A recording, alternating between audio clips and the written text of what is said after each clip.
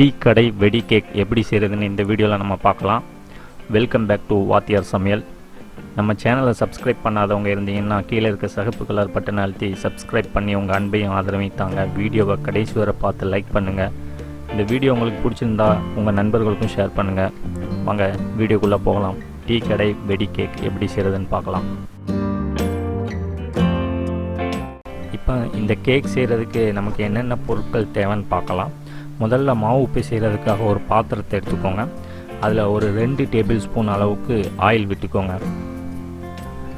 அப்புறமா தயிர் 1.5 table spoon அளவுக்கும், சோடா உப்பு ஒரு 1/4 டீஸ்பூன் அளவுக்கும், உப்பு ஒரு சிட்டிகை அளவுக்கும் சேர்த்துக்கோங்க. அப்புறமா ரவை 2.5 டேபிள் ஸ்பூன் அளவுக்கும், சர்க்கரை சேர்க்கணும். சர்க்கரை பார்த்திங்கன்னா 1 கிலோ மாவு எடுத்தோம்னா 400 கிராம் அளவுக்கு நம்ம சர்க்கரை சேர்க்கணும். இப்போ நம்ம 1/2 கிலோ மாவு எடுத்துருக்கோம், அதனால் 200 கிராம் அளவுக்கு சர்க்கரை சேர்த்துக்கலாம். இப்போ நம்ம இது எல்லாத்தையும் சேர்த்து ஒன்றா மிக்ஸ் பண்ணிடலாம். கொஞ்சமாக தண்ணீர் விட்டு இது எல்லாத்தையும் ஒன்றா மிக்ஸ் பண்ணிடலாம். நீங்கள் இது கூட ஒரு முட்டை சேர்க்கறதுனாலும் சேர்க்கலாம்.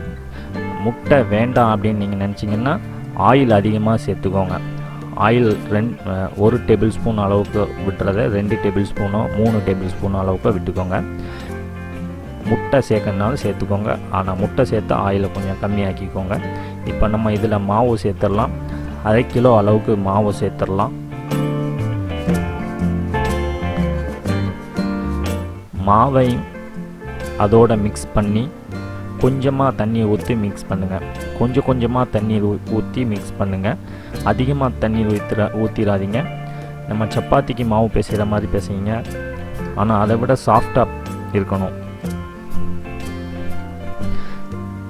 தண்ணீர் அதிகமாக ஊற்றி கொள்ளன்னு ஆயிடாமல் கொஞ்சமாக ஊற்றி மாவு பிசைஞ்சு இந்த அளவுக்கு வர்ற வரைக்கும் பிசைஞ்சு வச்சுக்கோங்க.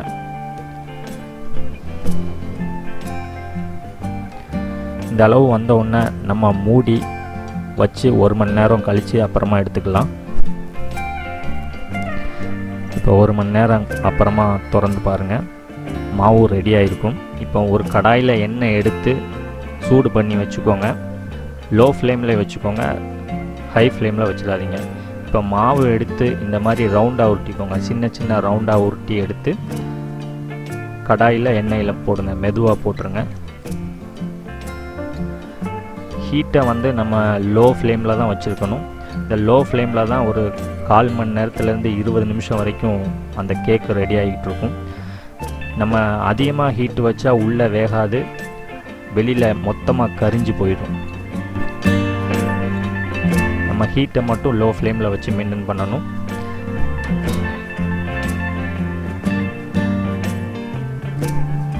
அதிகமாக போடாதீங்க, 3 அல்லது 4 மட்டும் அந்த கடாயில் போடுங்க. இப்போ ஒரு 5 நிமிஷத்துக்கு ஒருக்கா திருப்பி விடுங்க. ஒரு சைடு வெந்து வரும்போது நல்லா திருப்பி விடுங்க. இந்த மாதிரி ஏதாவது ஒரு கரண்டியோ கம்பியோ வச்சு திருப்பி விடுங்க.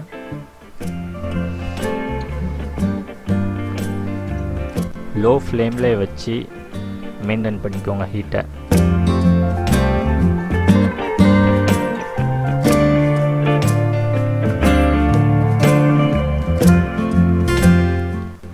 கேக்கு வெடித்து வர்றதுக்கு ஒரு 15லேருந்து 20 நிமிஷம் ஆகும்.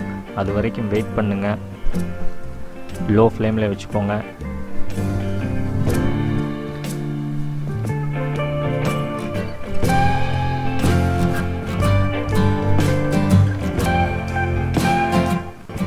இப்போ பாருங்கள், கொஞ்சமாக வெடித்து டீ கடையில் உள்ள மாதிரி வெடி கேக் மாதிரி வருது.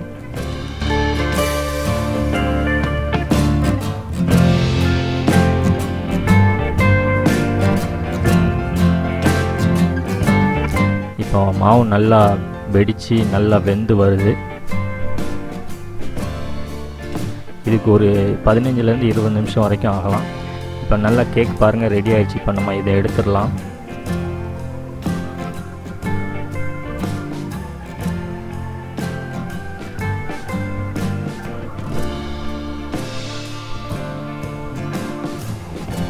கேக் பாருங்கள் நல்லா ரவுண்டாக நல்லா வெடித்து வந்திருக்குது.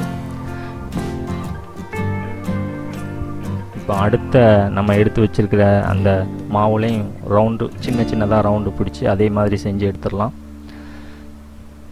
இப்போ நமக்கு டீ கடை வெடி கேக்கு ரெடி ஆயிடுச்சு.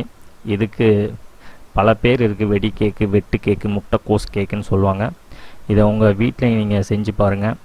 இந்த வீடியோ உங்களுக்கு பிடிச்சிருந்தால் லைக் பண்ணுங்கள், உங்கள் நண்பர்களுக்கும் ஷேர் பண்ணுங்கள். மறக்காமல் நம்ம சேனலை சப்ஸ்கிரைப் பண்ணுங்கள். நன்றி.